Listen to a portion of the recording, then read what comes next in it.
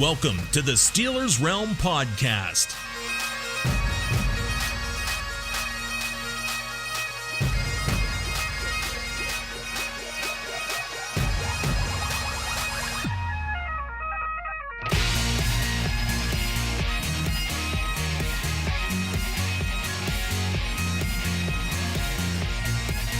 And now, here are the boys of Steelers Realm, New Jersey Dev, JT, and the famous TA.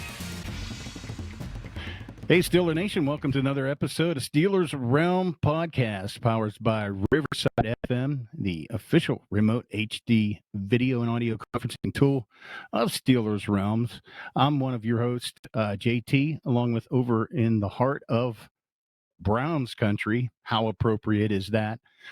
This week, it's the famous TA. What is going on over there, buddy? JT, I am excited. It is playoff time, brother. The train is rolling, and we have some Clevelanders coming to Pittsburgh this weekend to get a good ass whipping. They are coming to the Burgh. And over the other side of the state's New Jersey, Dev, what's going on, man? Kind of excited tonight.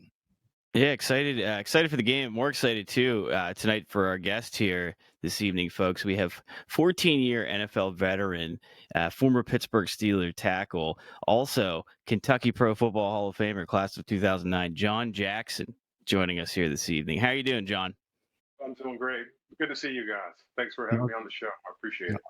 Thanks for jumping on with us. We were looking forward to getting your take and inside look on everything going on for this weekend, as well as, if you don't mind us diving into some personal questions. First of all, with Steeler Nation listening in out there, what have you been doing lately since your playing days, and what are some of the passions that you've been involved in? When I got out of football, I played golf for 2 straight years. And I tell people, you play golf for 2 straight years? 2 straight years. And I got tired of golf. And then I went and started working at a sports management group. Got back into golf. Golf is one of my big passions. It goes my wife, golf, cigars, and scotch. any day of the week, those can flip. So in about 40 minutes, it's gonna flip. So just let you guys know. But did the sports manager group, did some training with some guys on the offensive line. Got into that with the NBA management as well. Got out of that and then did some business development and really enjoyed that. Then got out of that and now I'm just doing a podcast and I'm doing a lot of charity work. And that's one thing that I learned from the Steelers is to always give back. Try to do a fundraiser for my old high school, do a golf outing, and raise money for the athletic program. And then help other people do speaking engagements and just making sure that everybody knows that, these kids out here, they need some direction and they need mentors and just try to mentor them. Now, are you doing all age groups, John? Yeah, I'm doing all age groups.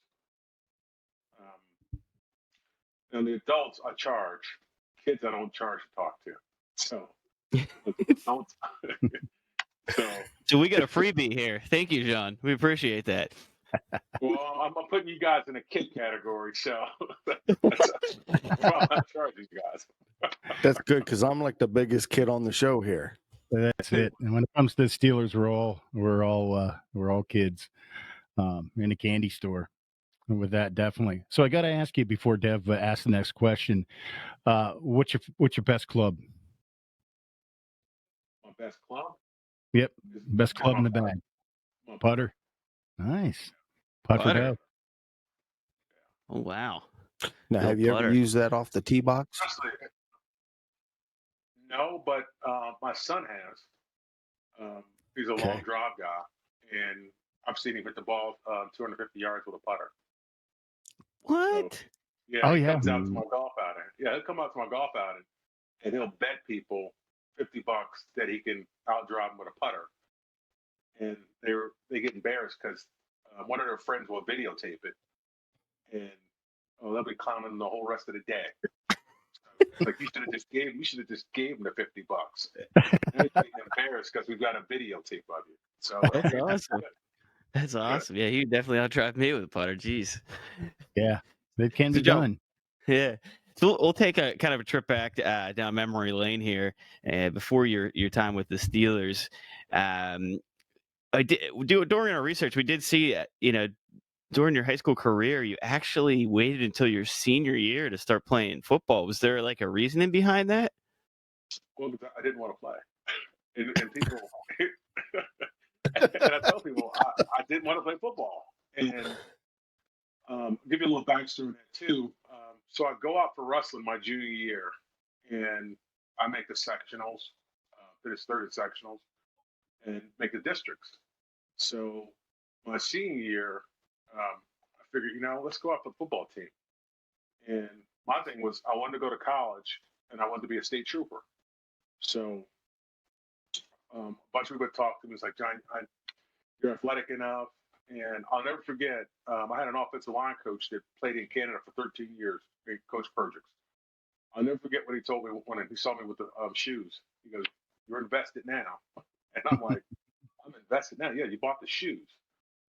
But he really helped me out. And how I got to Eastern Kentucky was the head coach knew all the coaching staff there. And they were one of the first schools that recruited me. And I could have went to University of Louisville, University of Cincinnati, or University of Kentucky. And then I go down to Eastern Kentucky, and I love Coach Kidd. Just can't say enough about the man. But the one thing I would say was, you never wanted to go to Coach Kidd's office, and he shut that door. I heard some things coming off the other side of that door that I can't repeat. But just a great guy overall, and he's the type of guy that if my kids were going to play football, that's who they were going to play for. Coach Roy Kidd, he's a legend down there in Kentucky, right? He spent about 40 years as the head coach of Eastern Kentucky?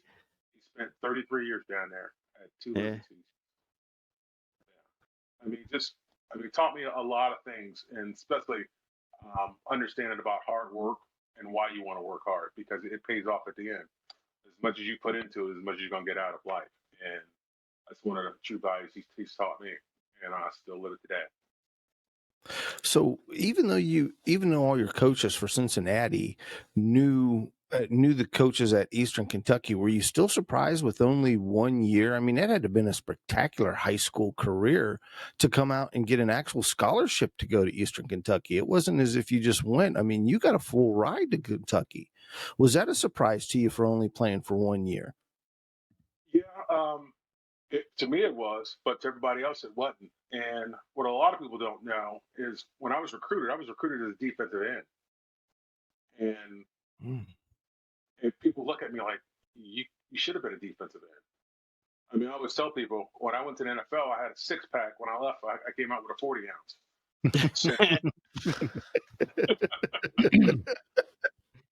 But when I got I never forget, when I got to the Steelers, you're introducing yourself, and people are looking at me like, "What position you play?" I said, "Offensive line." They go, "There's no way you play offensive line." That's not, you're not an offensive line. And so they went in the huddle and they go, "Damn, he's not line. He's an offensive lineman." Yeah, I went in the offensive line. I'm like, that's what position I played. I'm telling you. But it was one of those things where I enjoyed playing offense. I didn't like playing defense because they ran too much. And I was like, nah, I'll run 15 yards and I'm good. But I'm not going to run 20 yards or 30 yards or 40 yards. Worked out well on my side. Choose that position. I mean, Coach Kidd was a little, I wouldn't say he was pissed at me, but the guy who recruited me, the defensive line coach, Coach Chenier at Eastern, he was livid that I went to the offensive line because he wanted me to be defensive end. And I was like, no, ain't going to happen. And luckily, Coach Kidd was like, "John, you play anywhere you want to play." Nice. Yeah, you got that luxury when you're 6'6", 290, right? No, but see, when I first got into college, I was 6'6", I was 231. Oh wow! And I left. So you were tight end speed. Yeah, I mean, I left Eastern, and I was 6'6", I was 285. I had less than 5% body fat on it. And I'll never forget, a couple teams came in and asked me, did I want to play tight end? I said, you want to throw the ball to me? And they're like, no, you need to play tackle. I couldn't catch the ball. Plus, I didn't want to get hit. And I was like, I'm not playing tackle. I'll just play tackle. I'm not going to play tight end. Yeah. Plus a Like little bit said, more. all right. A lot more running too. And that kind of deterred me too. It's like, you know what? I'll stick with the offensive line. So we're going. All right, so I got to ask now. So now here we are. We've got 1 year high school. We've went to college. We've switched from defense to offense because we learned that we can't run and we can't catch. And now comes the time for 1988 in the draft. Were you hoping that the Bengals picked you up? Were you even expecting to get drafted? Or when the 10th round came and the Steelers picked you up at pick 252, was that like a dream come true? Both. What a lot of people don't know that Rex Ryan was a GA down at Eastern. And he had told his dad, he was like, listen, you got to draft this guy named John Jackson. It's offensive lineman. He's going to be in the league for a long time. And I'll never forget when he was talking to me, he goes, John, I already told my dad about you. And I told him, he's stupid if he doesn't draft you. And I was like, dude, I just want a shot. I just want a shot, go. Because my whole goal was, to be a state trooper. I figured if you were going to put me in your team, when that bus came down, I was going to pull you over. And it was one of those things where I always wanted to be a state trooper. Don't ask me why, but that was my goal. I mean, you see a 6'6", 290-pound state trooper coming out of the car.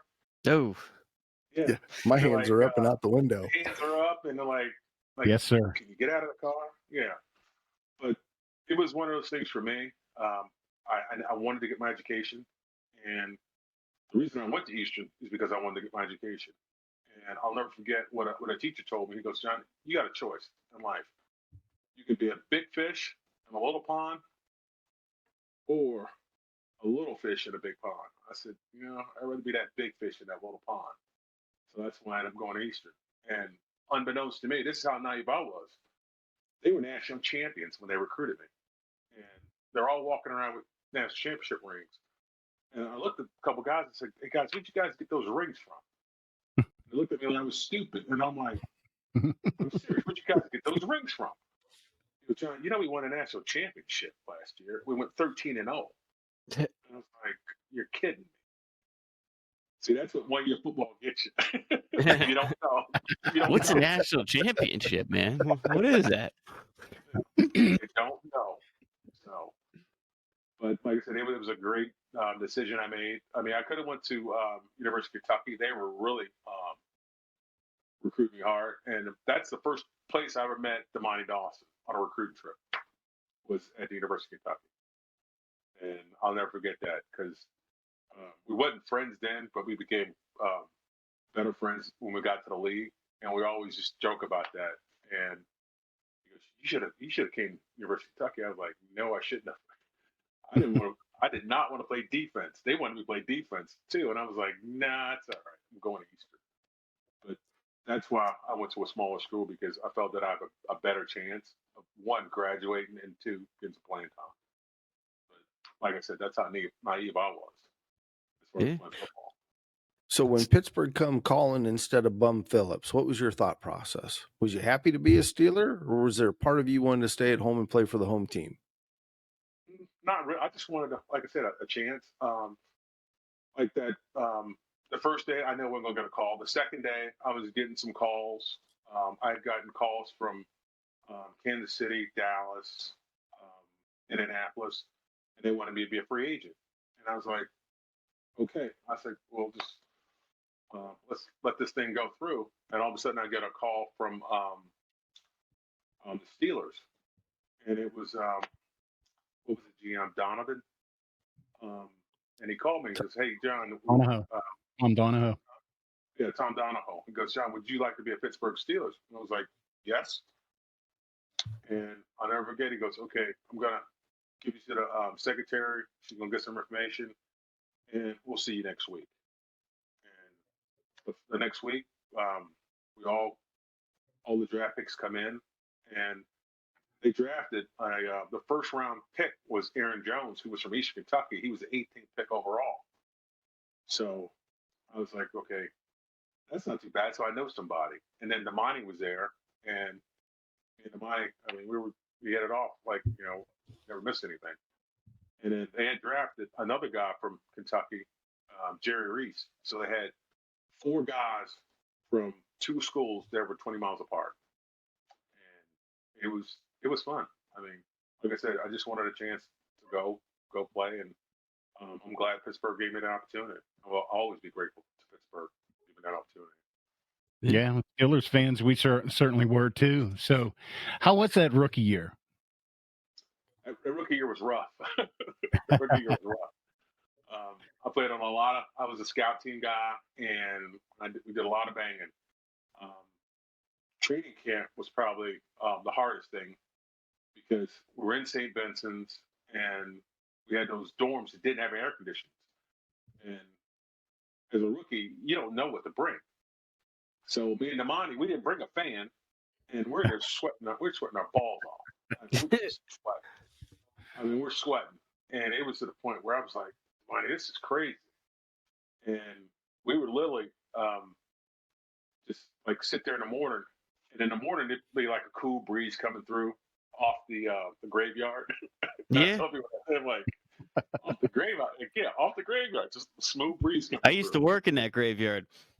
Yeah, and that was, that was a different thing as far as growing up, as far as being a Steeler, because you had to be tough. You had to be tough mentally, and you had to be tough physically. Because when Chuck was the coach there, if you got hurt in training camp, they put you in the Hilton. You couldn't stay in training camp. And I tell people that, and they go, "Why did you put him in the Hilton?" He goes, "Because he didn't want those guys to infect the other guys." And I'm like, "Infect? Like, you couldn't talk to an injured player at night. Like, oh, I'm hurt this bad, I'm hurting that bad," because you never saw him. They always put him in the Hilton. Yeah. It's one of those things. Yeah. And right down the road, right? Right. It made sense. Yeah. It made sense. It didn't make sense then, but later on in my career, it made a lot more sense. I mean, I would see guys get hurt, and all they did all day long was complain. And that you don't need that in training camp, because training camp's hard enough. It's hard enough. I hear you there. So, you and Dermontti, you're roommates, right? So, who was the biggest jokester though on that offensive line? The biggest jokester, probably the ball. You had Carlton there too, former wrestler as well. Yeah, but the ball tops him. He's I mean, if you talk to Dermontti, he would say Duvall. And the reason why Duvall was a prankster and a joker, Duvall would take a shower, and we all come out of the shower, and Duvall was walking around with no clothes. We're like, "Duvall, what are you doing?" He goes, "I'm air drying." I go, "Not with that." And we all at one time go, "Hey, not with that bad body, put a towel around that stuff." You got the worst body. Yeah, you got the worst body of all of them. What do you? I mean, he'd sit there and literally for 45 minutes he would air dry. He would never let a towel touch him. And we're sitting there like, we're dressed, and we're like, "Dude, let's go eat." I'm like, "Dude, I'm still air dry." That's great. That is some sick stuff, dude. I mean, I'm getting a visual now, and I'm like, no, it's not a good visual. Ruining your dinner. Oh no, it's ruining my scotch. It's ruining my scotch that I'm coming up with next. Yeah. Something you can't unsee, huh? Shit. Oh. Like Freddy Krueger. Yeah. When he snatches at the end of the movie, when he snatches something out the door, and you always remember that. Yeah, that's what it's like. Horrifying. Oh, it is. And he thought he was the most sexiest. This is the top. He thought he was the most sexiest guy in the locker room. You couldn't tell him anything. He was like, "Look at my sexy body." I'm like, no, I don't want to look at your. I'm like, everybody turn their heads. Like, no, we don't look at it.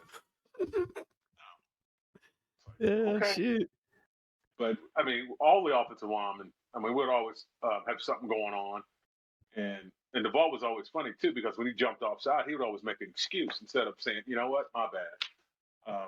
We were up in Cleveland one time, and we come back and we watch the movie. We watch the film, and Coach Stevens say, Duvall, why'd you jump off sides? He goes, well, my elbow gave out. Your elbow gave out? And I'm thinking to myself, Duvall, I'm sitting right next to you. It wasn't your elbow. It wasn't your elbow. It might have been your ass, but it wasn't your elbow. Yeah. Shit, that's great. Oh, that's good stuff. Yeah. Anything else from that rookie year that stands out that's a great story to share with Steeler Nation? I mean, it was a rough year. We were 5-11. I'll never forget. I was out doing something at a store, and it was probably about 6 o'clock, a little dark, and a little lady came up to me and she goes, honey, they said you were a Pittsburgh Steeler. I go, yes, ma'am. And she goes, and why are you not practicing? I said, ma'am, it's 6 o'clock. He goes, the way you guys are playing, they should never let you guys out. You should always be practicing. And I'm like, wow. And I'm thinking, boy, we better get our crap together. And I got old ladies coming up to me telling me we need to go practice. Everybody's coach. Yeah, that's how intense the Steeler fans are.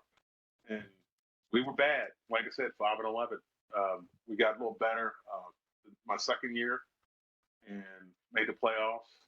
I'll never forget they were touting us that this team's not going to make the playoffs for another 10 years. We made it in 10 weeks. So we were good. That's when we went down to Houston and in overtime, and then we went out to Denver and lost. So the playoff experience was unbelievable, especially my second year. So now, in those first years, you got to play with Chuck Noll. Now we've heard stories that Chuck has never ever raised his voice or yelled. Can you confirm or deny that? And what was it like playing for Chuck? Well, Chuck didn't have to raise his voice because you believed Chuck. You bought into what Chuck was telling you. Chuck was never going to lie to you. He was always going to shoot straight with you. And the man won 4 Super Bowls. So it's like, okay, you think you should trust him if you want one of those rings? And that was always our philosophy. But the thing about Chuck was we had Chuck as an offensive line coach when Coach Blacklist had some medical problems. And I'll never forget. So we're all sitting in the meeting, and Chuck's like cracking jokes. And we're like, should we laugh or should we not laugh? And he looks at everybody and goes, if it's funny, laugh. If it's not funny, don't laugh. He goes, but that shit's funny.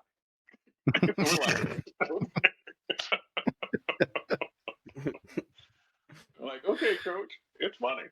So we got to know Chuck a lot more so than just an average player to a head coach.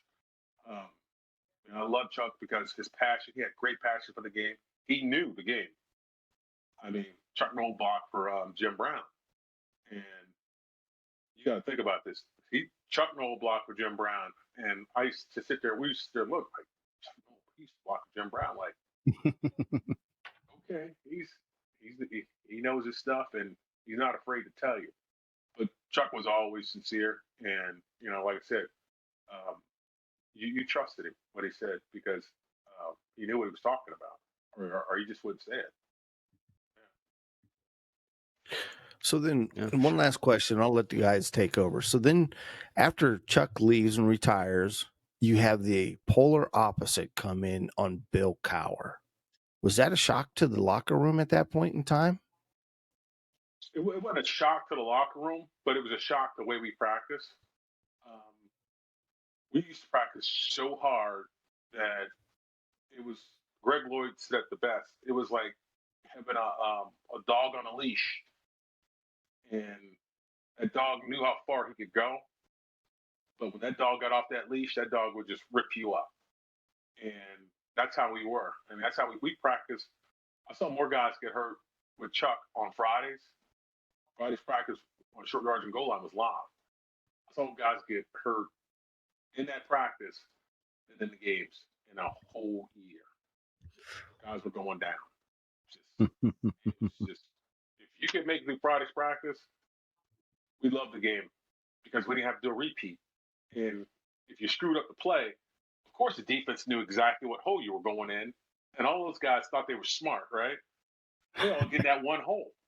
We're like, dude, we never coming here. It's like let us get this done. But it was an experience. It was an experience. And then when Noel leaves, and then when Kyra got there, I'll never forget. Kyra used to get so frustrated with us because he was like, guys, we're not playing the Steelers this week. Just tone it down a little bit. Tone it down. So he makes us take off our helmets. He makes us take off our shoulder pads. And all of a sudden, you still hear this. He goes, I give up. He goes, I give up. But Just wait for you. Yeah. So eventually we got into a practice mode that, we could get our techniques down. And that was one thing great about Coach Carr is like, just get your technique stuff down. Get your feet, get your hands, and just butt him and stop. And we love that. We love that. So that was the biggest difference. But Chuck Noll, everything was all out. And when I say all out, it was all out. So, Only one speed, right? yeah, it was 100 miles an hour, and you make sure you drop a coin in the toll booth on the way to the next toll. So, speaking of Cowher, what were some of your fondest memories then during that Super Bowl run back in '95? Because this is the 25th anniversary of that year, and our friend Still City Star, who actually kind of hooked this up together, and you're our Still City Star spotlight of the week here, John. He's had some great videos from that year, which even today, Cowher going nuts on Ray Seals after he hit Jim Kelly. But what were some of your most fondest memories during that run? I just think the team camaraderie that we had, especially like on the field and off the field. I mean, we got to know each other, and that is so important to a football team or to any organization, because we trusted each other off the field, but we definitely trust each other on the field. And that's where I got in that bad habit of smoking cigars. We smoked a lot of cigars. The Scotch stuff came later, but the cigars were in Pittsburgh, and we just had that camaraderie. And I'll never forget, after every road game, we would have a special bus, and that bus was for the smokers. And Jonathan Hayes would bring cigars, and he'd hand them out. And Cowher had one rule: you need to smoke those before we hit that tarmac. Now, normally it's probably about a 30-40-minute ride to the airport. Cincinnati's ride to the airport is about 10 minutes. So I don't think we smoked them, but we inhaled the hell out of them. I mean, it was like and done, because he was serious about it. When we got to that tarmac, it was done. And so we're the first time we did the cigar bus, or I should call it the smoking bus, was we always had a police escort, and we always had a policeman behind us. And the policeman is calling the policeman in front of him. It's like, you need to stop. You need to stop. The bus is on fire. The bus is on fire. He's like, no, he goes, that's a smoking bus back there. I was already alerted that those guys are smoking cigars back there, because they would open the windows up, and it looked like the bus was on fire. Imagine that you're going down the road, and all of a sudden you see all this smoke come up, and it's like, what the hell is going on with this bus? We're the smoking bus. We were like a Cheech and Chong car. But only 25 guys were allowed on that bus, because that's how many cigars Jonathan he brought every week that we won, and we could only smoke them if we won. So I had no problem with that. Victory. Levon was saying how during the year, you guys started out, what was that, 3-4 or something like that? Terrible. Yeah, he was saying at that point, Greg Lloyd stepped up and he said that everybody's going out on Friday nights. He doesn't care what you got to tell your wife. He'll show up to your house, pull you out of your house. Everybody's going out as a team on Friday nights. And he said that helped build the camaraderie too, as well. Oh, the mandatory meetings? Yeah. As we called them. Yeah, it was always we always had to put some label on because she had to tell you what I was married. It's like if I got a mandatory meeting, it's like what do you mean you got a mandatory meeting? It's a mandatory meeting, team meeting. So you go out, you have a couple drinks, and that way you could talk to guys one on one outside the facility and just be real with them. Say, hey, this is what I'm struggling with this week. Um, would you see this week what I was doing? And like I said, you became a lot closer. And that's to me, that's what a football team is, but that's what the Rooney family is. Um, they've always been that type of organization, and the camaraderie and the closeness. So I mean, that's because I went to a couple other teams and it wasn't like that. I tell you right now, San Diego was like that. Cincinnati was not like that, and I used to tell people, it's like, we need to do a mandatory team meeting. They were like, forget it. I'm like, you know what? I'm just here for the ride. so, so you guys can have it. You don't want to do it? Well, I'm not going to force you to do it. But you just, like I said, you just don't get that camaraderie. And then you get to, tell some jokes and just see people, out. And we would always, when we would go out together, it was, this is the funny story I always tell people. We always had a thing about, the rookies don't buy any girls' drinks. Like, young rookie, single, and this one dumb rookie, I won't mention his name. So this idiot buys a girl a drink. Girl comes over and says, thanks for the drink. Guy comes over, he goes, you know what? I wouldn't care if you were freaking Pittsburgh Steelers. And we all stood up and we go, we are the Pittsburgh Steelers. Oh boy. Like, yeah, oh boy. It's like, and a couple guys apologized to him. It's like, we're sorry. And they were slapping the guy on the back of the head. Like, dude, you're an idiot. You don't do that. You don't do that. We can't get a bar fight in the city of Pittsburgh. Yeah. Right. Not going to work. Be front page news. Oh, that's national news. Yeah. Especially, and you know what? And this is the thing that I won't mention who said this. He goes, but imagine if we lost. I said, what do you mean if we lost?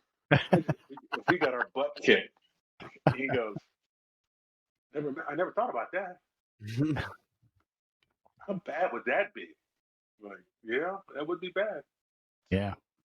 That's why you don't do it. You don't do it. Well, and there's always that one in the crowd that has that Napoleon syndrome that thinks he's badder than the baddest in the room too. So, yeah, those are definitely the ones you want to stay away from. I used to get that all the time because I'm 6'6". I mean, that's why I tell people when I go in a room, first thing I do is I like to sit down. I go, why do you like to sit down? Because then I don't have a Napoleon guy come up to me and go, hey, I heard you're a Pittsburgh Steeler. I stand up and he goes, oh, yes, you are a Pittsburgh Steeler. Yeah. Oh. So I don't have that. Yeah. I don't have that problem. Yeah, I dealt with it too. I wasn't 6'6", but I'm 6'3", so I dealt with that a lot through school and so forth too. So it's always those little guys. I'm not worried about the big guys. The big guys, we're in this club, like, yeah, looking at the Big guy club. down there. Yeah. Little ankle biters. Definitely. So how disappointed was that Super Bowl with the 2 interceptions and et cetera? How tough was that? It was real tough, and I really took it hard. I didn't play as well as I should have because I gave up 1 sack, and I know with Neil Donald giving up those 2 sacks, you just can't turn the ball over in big games like that, and that's something that Carr preached every Sunday. I mean, he would literally give you a percentage of as far as what it is. It's like turn the ball over 1 time, losing the game is 25%. You turn the ball over 2 times, it's 50%. Turn the ball over 3 times, it's 75%. You turn the ball over 4 times, it's 100% you're gonna lose that game. But in a big game like that, you can't do 50%. And that's just something. I remember after the game and they had the party, I went to bed. I was done. It felt like party. Yeah. That's not what I came there for. Yeah. Nope.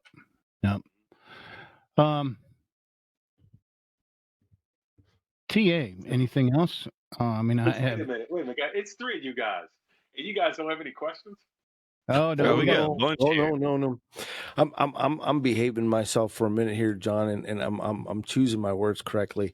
Anybody who's listening to the show knows that as a true Steeler fan, there's a part of me that still has such a dislike for Neil O'Donnell, and I've been trying hard since we've started this podcast to get a good feel about it, that he just didn't throw that game and take the money and run and go to the Jets. And you're the first offensive person we've really had on the show to discuss this. And we all know that, you have the offensive side of the ball and you have the defensive side of the ball, and of course there's still the team camaraderie. So I'm just wondering, from that offensive perspective, knowing that Neil, even today, I think is still the number one quarterback for throwing the least amount of interceptions during his career. And in the big game, the game that meant the most, those two interceptions just look like they were intentional from a fan's point of view, and from an offensive guy who you block for him, you protect him, you bathe, shower, eat, all that good stuff, the camaraderie. And then for him, your head guy to let you down like that. I'm surprised you guys didn't take him back on the smoking bus after that game and make sure he didn't walk off of it. No, the true deal of that is, it was his mistake on one, and the other guy's mistake on the other one. So he's 50-50. So see, that's the side that we don't get to see from a fan's perspective, watching it from the boob tube. Yeah. And the reason why, and also the reason why he left is because the Steelers weren't going to pay him. And Right.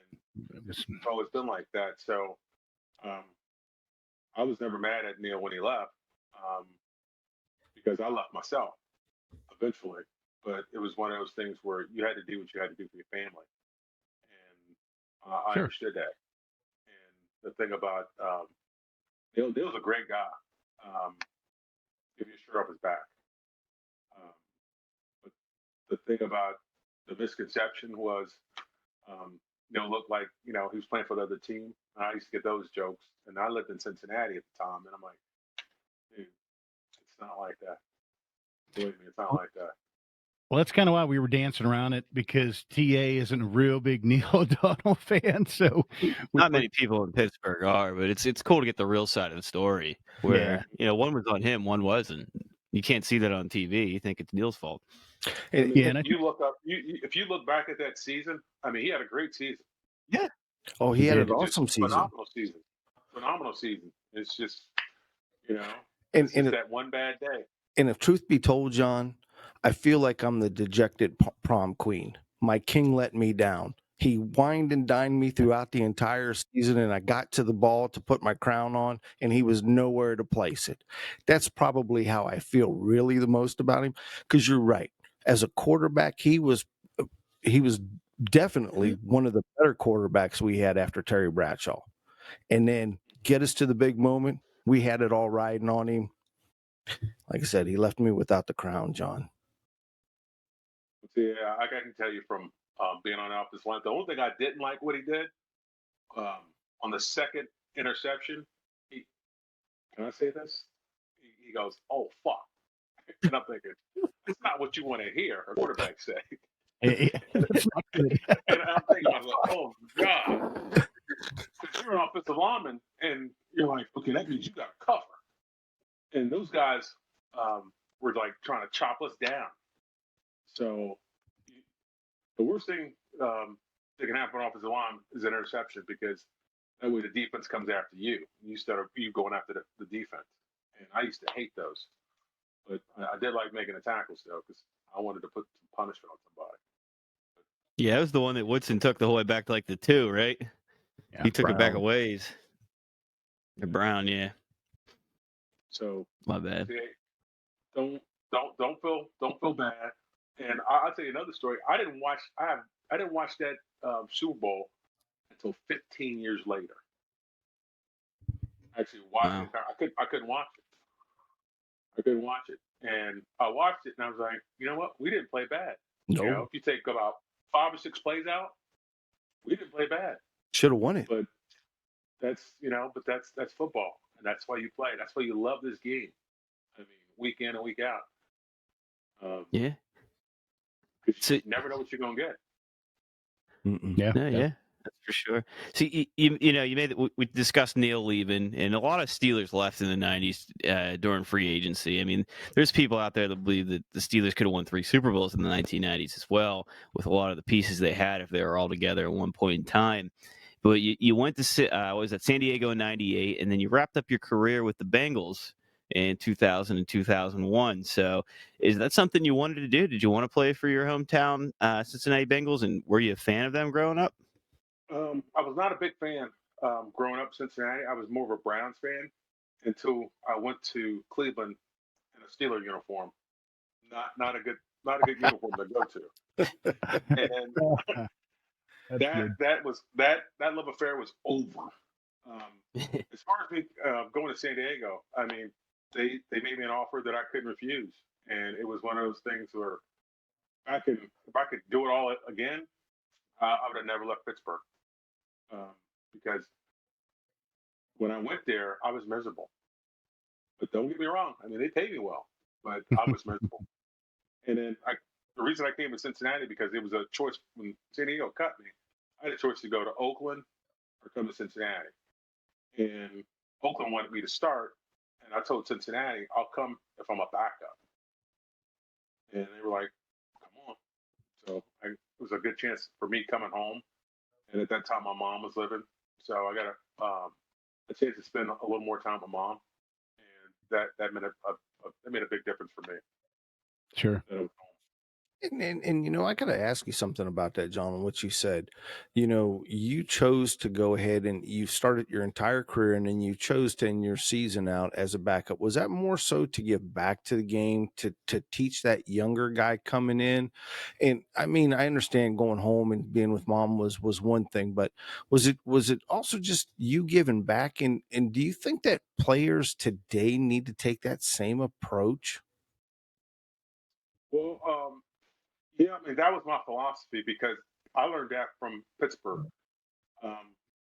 We kind of, it was kind of ingrained in us, like, don't leave this place worse than you left it.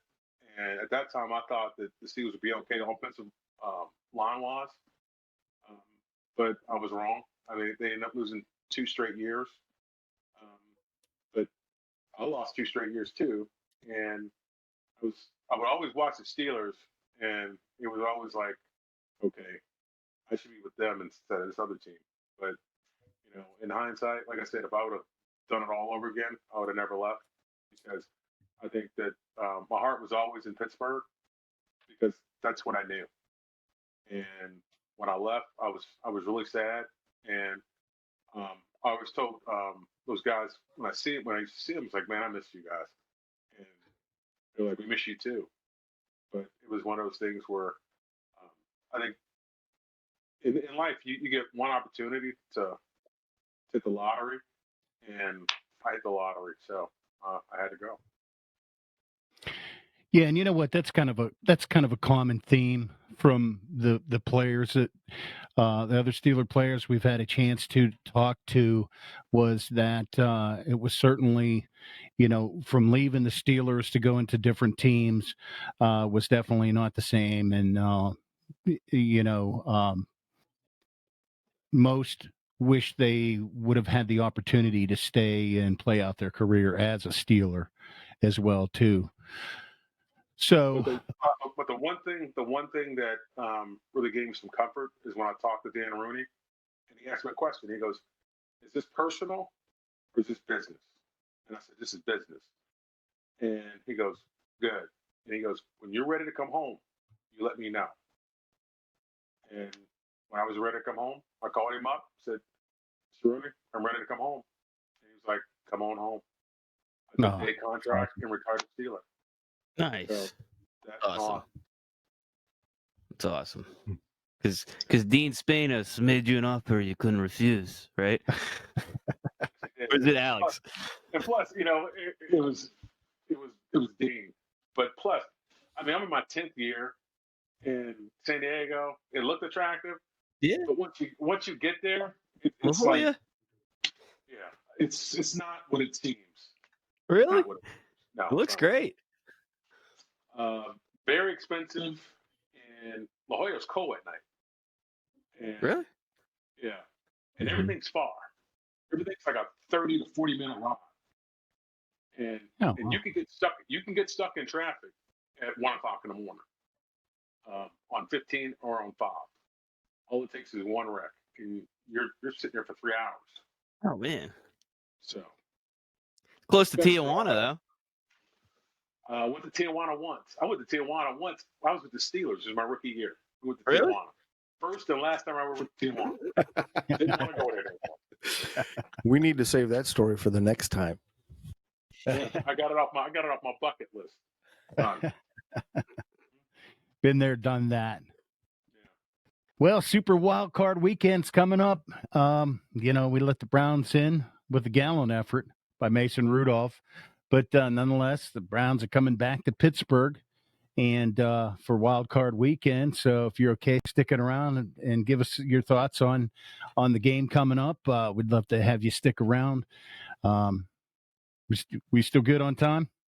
Yeah, we're good on time. Oh, awesome. Okay. We'll rip through this quickly here so you can go smoke your cigar. Enjoy that McAllen there. Fire one John. off. Got me urgent for one too. So, with them coming to Pittsburgh, the all-time record, Steelers lead that series 77-60 with one tie, and 2-0 in AFC playoff games. Of course, our last matchup was last Sunday. We've met with them 138 times, including 2 postseasons. But we are prime time Sunday night, 8:15, with the CBS Sunday night team. Al Michaels doing play-by-play, Chris Collinsworth with the analysis, and Michelle Tavoya on the field, and of course the on Steelers Radio Network broadcast as well with DVE and other Steelers Network affiliates with Badass Billy, Tunch, Craig, and Missy Matthews. So it looks like it's going to be a little chilly. It's time of kickoff, 7% chance of precipitation, and We better have should be full in participation. yeah, we need some participation too. So that's the game breakdown, and before we get into the by the numbers segment by Dev, let's dive into the realm a little bit. In the news, the Hall of Fame finalists were announced. TA, anybody from the Steelers make that? Mr. Alan Faneca, guard, has made the list now to go ahead and get right there beside Mr. Dunn. So pulling for Alan and Mr. Dunn. It would be nice to see 2 more Steelers go in there and really have twice the fun in 21. I think Bill Nunn has the best shot and should already be in there. Yeah, and for we sure. we had not sure if you ever came across him or not, probably working for Chuck. I think you may have, but one of our first guests this year was Joe Gordon was on there, and of course he was a big Bill Dunn proponent for the Hall of Fame, and it was so nice to see him finally get that nomination too. So anyhow, Dev, why don't you jump into by the numbers, and we'll go through that, and then break down offense versus defense and defense versus offense, and our thoughts overall from there. So. Yeah, I'll rattle these off here. First one's $1,000. $1,000 fine and up to 6 months in jail. That's what the Browns wide receiver Rashard Higgins and Jedrick Willis are facing with misdemeanor drag racing charges that came about Wednesday morning. And I guess a video came out with Higgins. He was told by an officer just to stomp on the weed they found on him. So maybe they might have 2 other guys out. Yeah, this happened Wednesday morning. They were drag racing. I mean, if I had souped up cars, I was a rookie in the NFL, I'd probably be doing the same thing. You can't blame them, but it's a week before a playoff game. Hey, wait, Next one is 86.5 and 81. Like you don't buy the girl a drink at the bar. This is national news. Yeah. Didn't anybody listen to what John had to say? John, you should have put that information out earlier. What about some of the tweets that came out from Higgins? Did you see some of those? And then they got deleted. One of them, my foot slipped and I hit the accelerator. That was Get better shoes. Just get better shoes, dude. Yeah, you gotta get better shoes. Get better shoes. Yeah, That's week it. before the wild card game, as if they don't already have enough guys out with COVID. No kidding. Yeah. Yeah, next number here is 86.5/81.2. That's the Browns pass blocking grade of 86.5. That's first in the league. And the Browns run blocking grade, 81.2. That's first in the league. As we discussed in our first matchup with the Browns, this could be the best offensive line we face. They are missing a key guy this week, though, which we'll touch on in a little bit here. Next one, 74. Ben Roethlisberger led the league in most production loss via drop passes in 2020, which there was 39 drop passes he had, which resulted in 74 expected points lost. 74 points we pretty much left on the board there. Next one here, 15. Current amount of Browns and coaches that are on the COVID list. It's highlighted, obviously, by Kevin Stefanski. You got old Bill Callahan on the COVID list. Hopefully he fares well in that battle against COVID. And you got Denzel Ward, Harrison Bryant, Ronnie Harrison, Joel Batinio, which is the guy that is going to be missing off the offensive line there. So hopefully they all get back to healthy, but you're not going to see him on the field this week. So that's a plus for us. 11th, the Steelers finished 11th in kick return yards this season. You know, we did last year, we were 31st. In 2018, we were 31st. In 2017, we were 29th. So clear improvement, and that's all Ray McLeod there. That's for sure. No more Ryan Switzer. No more Ray's going to make. Go ahead. No more the wave. Yeah, he might play for the Browns this week. He's on the practice squad. Old Switzer. You never know. You never know. Last number here, 3. The Browns have had 3 practices plus a walkthrough in a parking garage over the past 3 weeks heading into this playoff game. Baker hasn't thrown a ball this week. The real headline here should be this, and is if we lose to Cleveland at home in this game, it's going to be more embarrassing than Jacksonville in 2017 and Denver in 2011 with old Timmy Tebow throwing a Hail Mary. It's going to be more embarrassing than those 2 games combined with the amount of hype and trash talking that's gone into this by Steeler faithful, myself included. But I agree. That's the headline here. So that's your by the numbers. Yeah, and thanks, Dev. Awesome stuff, as always, one of our most popular segments. And, well, before we break it down, let me just remind our listeners out there and any podcasters, too, Steelers Realm officially uses Riverside.fm as the high-definition video and conferencing tool. So check it out, even if you're in business and just doing some business conferencing. They use a different technology to record audio and video locally and then send it up and store it in the cloud for you to get it later too. So a very good tool, and we support our friends at Riverside.fm. So with that said, let's jump in the Browns offense versus Steeler defense. But first, let's take a look at the health report brought to you by the famous TA. Well, here at the hospital in Cleveland, it looks like the Browns are relatively healthy. Donovan Peoples-Jones will probably not play. He is still out with a concussion. I do not expect him back. That offensive line that we're talking about is a little beat up.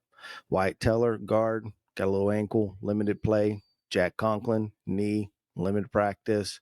J.C. Treader, knee, limited practice. And the one to really watch out for is just how bad is Jarvis Landry's hip. So maybe a little early pass interference, twist him around and really make that flag worth it. Is it a thought? But we won't talk about that. We won't talk about that. Anyways, we are going to go up against the Browns offensive unit that is ranking 14th overall, 24th in the pass and 3rd in the run. And we know that is a tandem juggernaut. We're going to have to stop with our 3rd ranked defense. 3rd against the pass and 11th against the rush. So, of course, the guys we're going to have to make sure we stop this weekend, boys, is going to be Nick Chubb, Kareem Hunt, Jarvis Landry, and hopefully Baker will be looking at the stars all night long.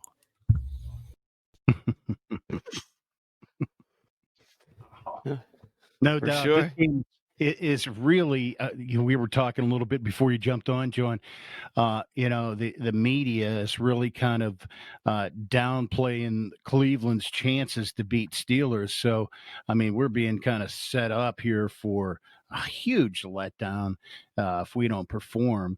And of course, with the Browns running game, if they can get that machine rolling, it's gonna be a long night. What are your thoughts on that, John? As far as their offensive line and their running game?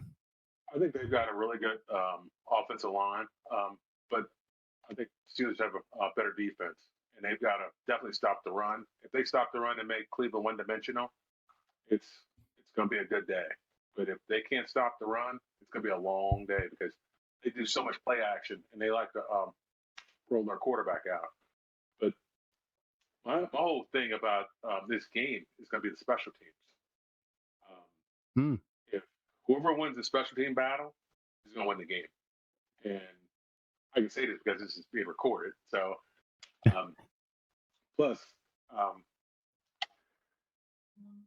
my thought is if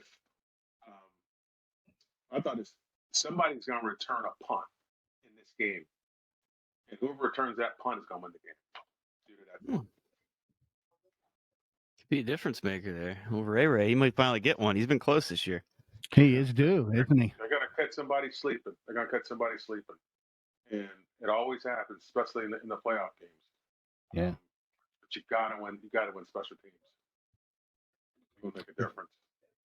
Old Danny Smith.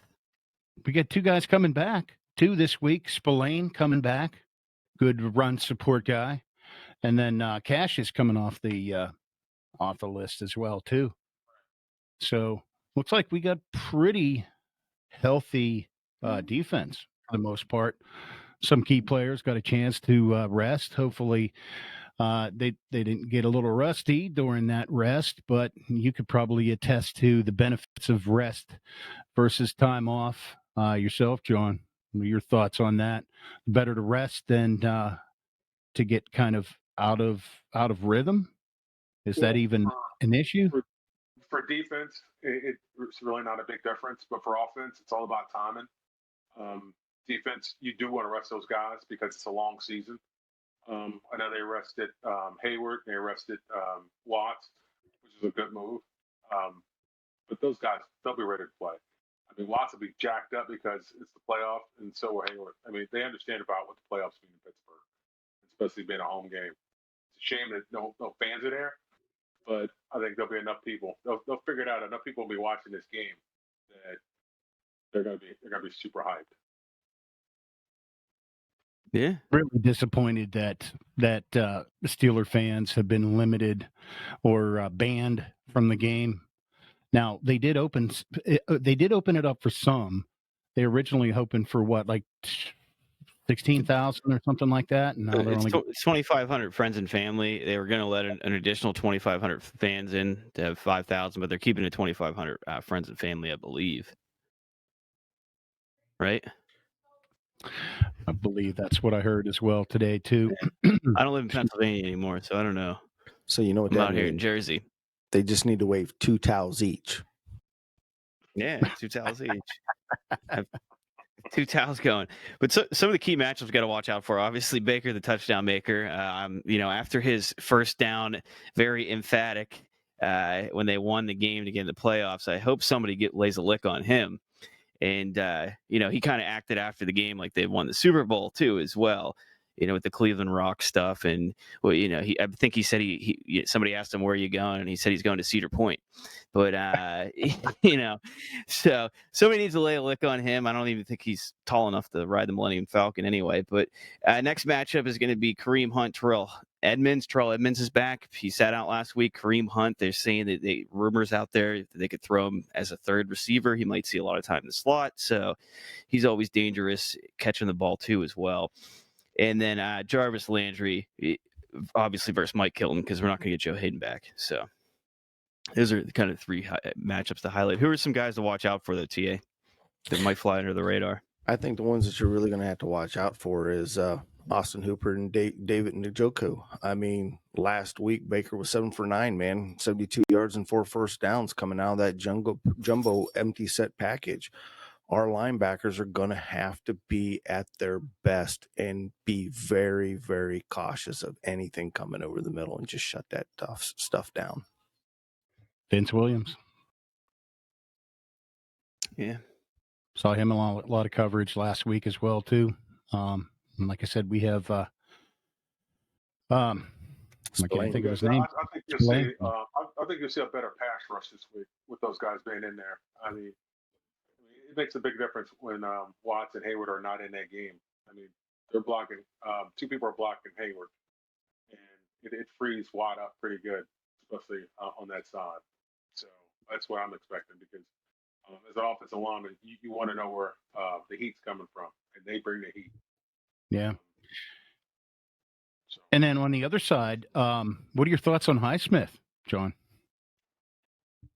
I think Highsmith is coming along, but it's one of those things where he just needs to be more confident and get around that edge. And it's just a matter of time before he really has his breakout game. And hopefully it's this week because you want to win this game so you can play the next game. Yeah, definitely. And they picked up Avery Williamson a couple weeks ago when Spillane went down with that. What are your thoughts on his level of play and his contribution to the Steelers in that situation as linebacker there? I mean, you definitely want to see somebody step up when somebody goes down. I mean, that's just kind of like the Steeler way. And for these guys, it's just a matter of getting the right reps and just go out there and play. Let it loose. Don't let it hang. Don't keep anything because guess what? You keep something and you lose. You're going home. So just let it all hang out on the field. Yeah, definitely. So around the horn, guy, who do you think has the advantage in this matchup? Browns offense or Steelers D? I'm going defense all the way. We've got everybody back. We're healthy, whether it is our second and or third string in a couple of different areas, but they've got a lot of playing time here in the last 4 or 5 weeks. Everybody should be able to gel. Communication between everybody should be at its highest. There should be no mental errors. I'm looking for the defense to come out and have a stellar performance like they did the first meeting. Yeah, I'll agree with you on that, Dev. Yeah, Steelers defense, everybody's back. It's going to be a completely different team. It's not the JV team out there this week. So remember, guys, it's a home game too. So that's Yeah. that's a big thing. And will they be in a playoff as well? Yeah, I'm not sure who was talking about it. Just kind of heard some comments on, like it's not really a home game now because no fans in the state, but there's that familiarity, and John, you could probably attest to that too. You're living in the same place you're used to. You're not out of a hotel room. You're traveling in the way you're used to in your own car, et cetera, things like that. So that familiarity and that part of playing at home certainly plays into that too. Would you say? Yeah, yes and no. I think at home you've got more distractions, but as far as you want to be at your home stadium, there's nothing like playing at home at your home stadium because you want to. That's the place you want to win. You don't. It's like somebody coming to your house. You don't want anybody stealing from your house. So why not just whoop their ass? Amen. That's it. All right. Well, let's dig into the other side of the ball. Browns defense versus Steelers O. What's the health report situation on the Browns defensive side of the ball? Well, the triage report coming out of Cleveland Clinic this week is the one that I'm really curious about is Myles Garrett. As we all witnessed last week, he is definitely favoring that shoulder. Don't know what it is. They haven't necessarily specified it, but he's going to be somebody to keep your eye on whether or not he's 100%. Sheldon Richardson, he's still fighting the neck. He's been doing that all year. I don't see that really being a big deal.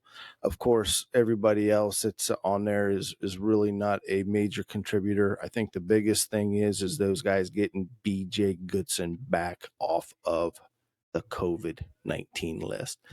Browns defense is 21st overall, 22nd against the pass, 9th against the run, going up against our 12th rated offensive unit, 15th in passing, 32nd in rushing.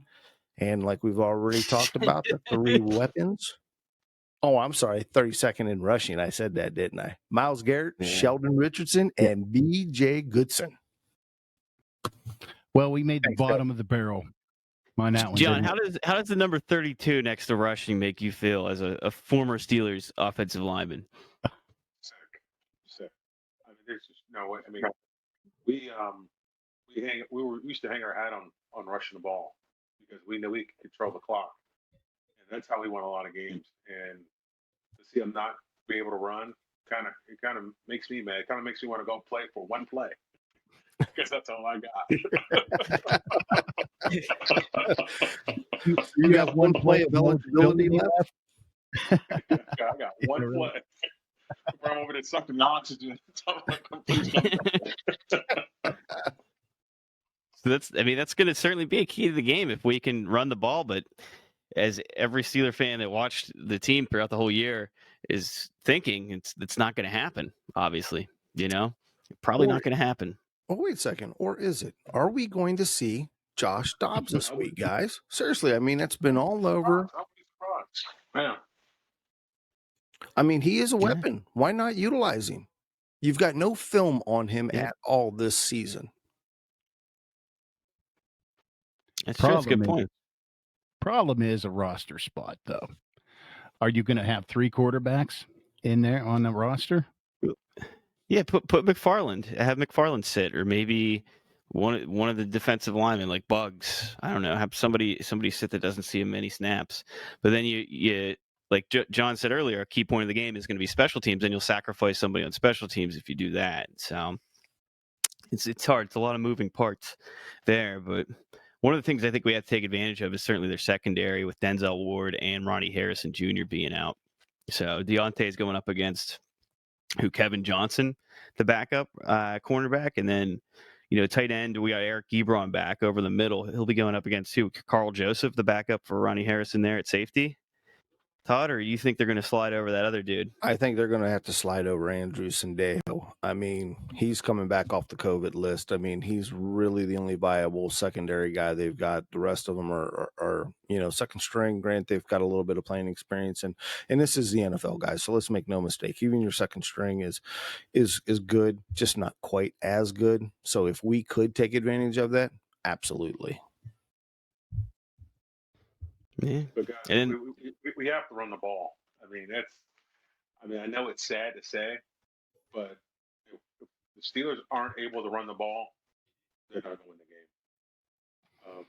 I think that the Browns, they've got a decent enough defense that you don't want to go in that game one-dimensional. You got to kind of balance it out somehow. What do you think, John, since the last half of the Colts game and last week with Mason, although it was Mason Rudolph, finally starting to throw a little bit deeper, the intermediate and the deep routes, that does seem to loosen up the running game a little bit. Do you think that's vital for them? Do you think they're going to be able to do that this week? Well, I hope so. But, if you get that running game going, you get that play action going, then that way it's a lot easier to go deep because you can sit back there a little longer. But if you don't have anything to get a little hesitation, it gets a little tricky with that offensive line because now they're getting the full blunt of everybody coming. And that's a dangerous thing with Ben standing back there. So get rid of the ball. I know he gets rid of the ball quick, but he's going to have to get rid of the ball a lot quicker. Yeah. So, John, what do you think? What do you attribute our rushing problems to? Rushing or running backs? Is it the scheme? Is it our linemen?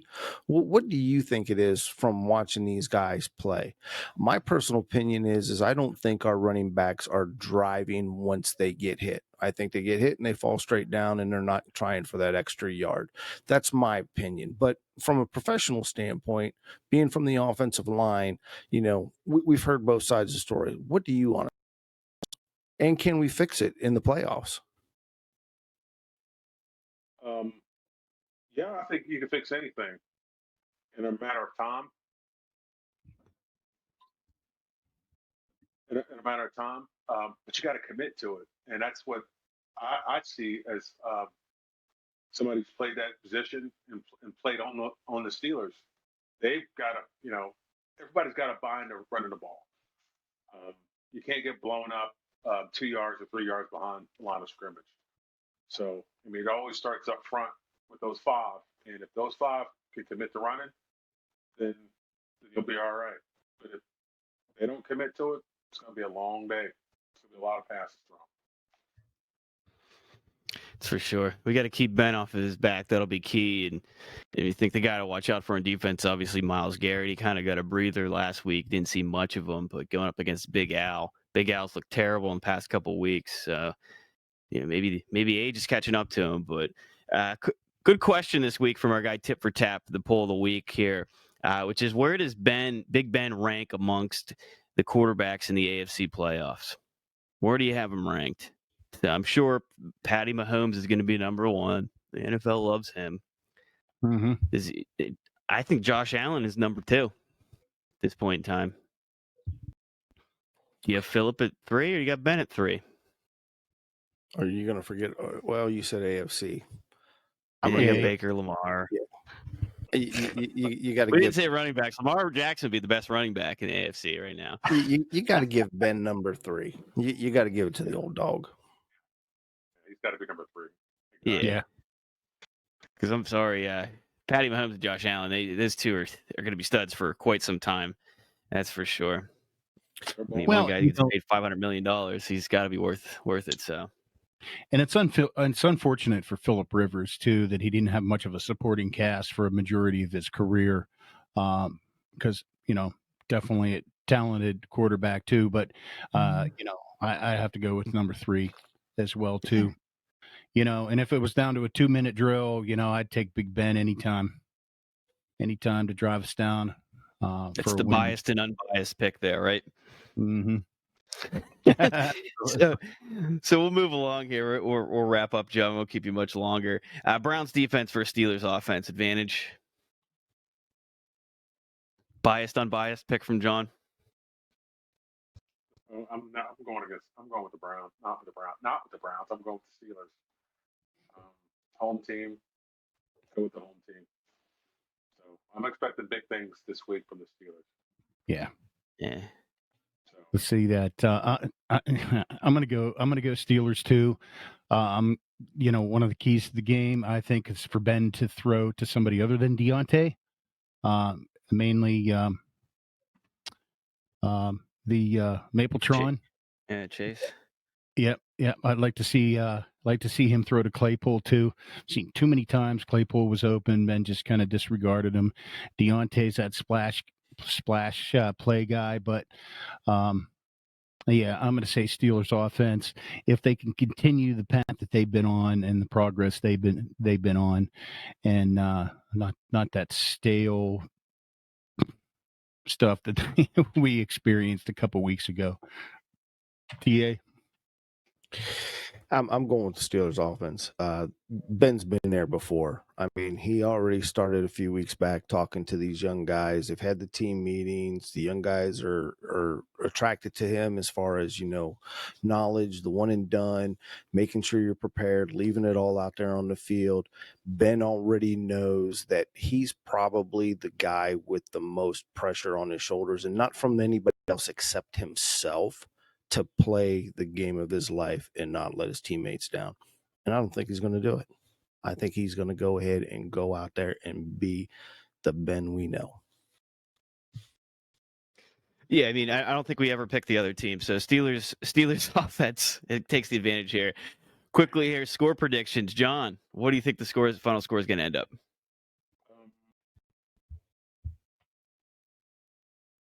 24-17. 24-17. JT? Let's see. I'm going to go 28-24. Steelers. 2024. Let's see. I think the over-under is like 45, I want to say. So we'll go. I think the Steelers, they shut down Baker Mayfield.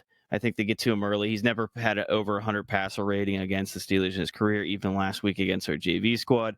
I got the Steelers 24-13. Okay. Todd? Yeah.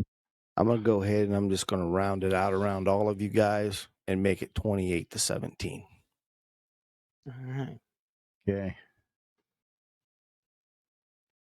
Sounds like a Jim Carrey Price is Right move there. That's right. I'm going for the highest bidder, baby. Yeah, Cleveland rocks. Drew Carey. All right. Well, let's put another twist on that. Keys to victory. One key to victory for the Steelers. Steelers have to do what to win? Play great special teams. Special teams. JT? I'm going to say Steelers need turnovers. Turnover battle? Win the turnover battle. I say get to Baker Mayfield early and often. Have him on his back early. Let's say 3 sacks in the first half. Todd? And I'm Okay, going yeah. with stop. I'm going with stop the run. Stop those two juggernauts. Make them one-dimensional. All good stuff, All right. guys. All good stuff, definitely. All right, let's see. Before we wrap up, one final question, John, if you don't mind. As Steeler fans everywhere kind of sit and listen to this, what are your thoughts as a Pittsburgh Steeler player and your overall experience in football and life that you just wanted to share with Steeler Nation? If you just say, you probably have in your podcast, but for our fans out there, what are your thoughts as a Pittsburgh Steeler player that you would want to say to Steeler Nation out there? I would say keep supporting the team, and they always do. They've got the Steeler fans are the best fans in the world, bar none. Every city I've ever been to, they know who you are, and they know their players, and that's what I love about them. But I had a great time in Pittsburgh. Would never change anything my 10 years there. I learned how to work there, and I learned how to give back, and that's what the Steelers are all about. It's a blue-collar town, but it's a blue-collar team. But it's a team that understands that the more you give, the more you're given, the more you have to get back. And that's the whole key to the Steelers. Well said. Thank you for that. All Deb, right. do you want to go over real quick, and then we'll say He's got goodnight? the cigar in the mouth. He's ready to go. Yeah, let's wrap up for John here. That's our Steel City star spotlight of the week, John Jackson. I'm trying to give you guys a key. Like, I gotta go, man. Yeah, he's got to go smoke that cigar, enjoy that Macallan. John, thank you for joining us. We really appreciate it. We're going to put John Jackson's podcast, Offline Pod. The links are going to be in the description. They've been in our past couple episodes, too, if you want to check those out, interview with Lamont Kirkland, etc. So we'll have those in there to the website, and we can't thank you enough, John. Appreciate it. Guys, hey, good luck this week. We've got to bring home a victory this week. That's what I'm Thank you so talking much. about. God bless. Take care, John. Thank you, John. Steeler Nation out Enjoy Thank that you. cigar. there. Yes, sir. Wow. Steeler Nation. And gentlemen, it's been great talking our favorite subject, and that's the black and gold Pittsburgh Steelers. Carol from the hot tub, everyone. Let's go Steelers. Good night, guys. We'll see you next time. We're out of here. Steelers Nation, it's prime time. Buckle up, boys. This is the ride we've been waiting for.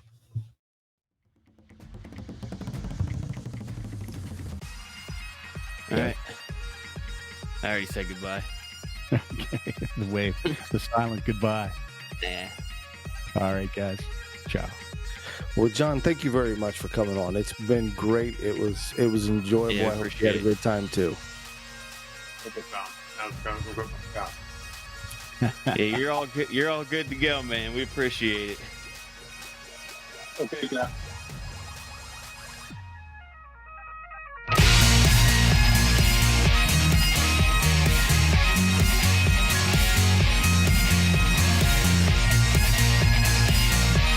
Check back next week into the Steelers Realm podcast.